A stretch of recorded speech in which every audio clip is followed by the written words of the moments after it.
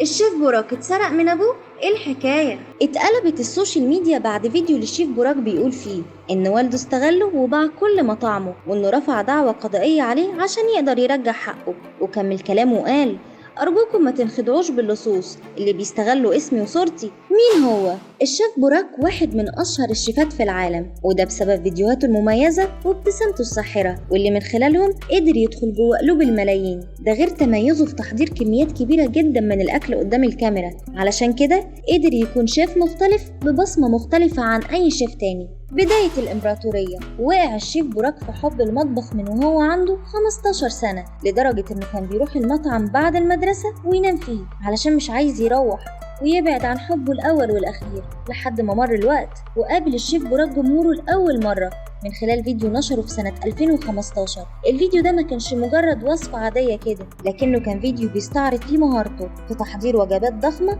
بطبقات متعددة.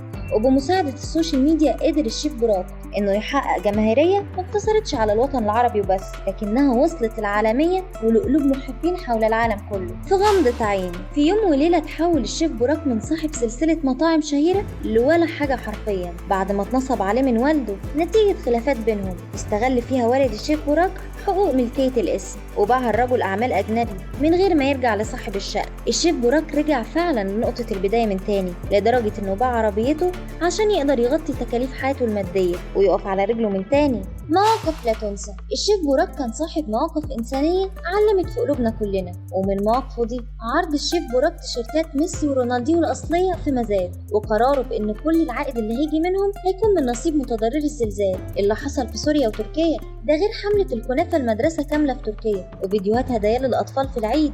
المواقف الإنسانية للشيف براك ما اقتصرتش على الناس وبس، لكنه كمان اهتم بالحيوان، فنشر فيديو ليه وقرر مساعدة مجموعة من الكلاب اللي بتعاني من فقد أرجلها. وبعد ما حكيت لكم القصة، انتوا رأيكم ايه؟ هل اللي حصل للشيف براك ده قلة خبرة منه ولا خيانة هو ما يستحقهاش؟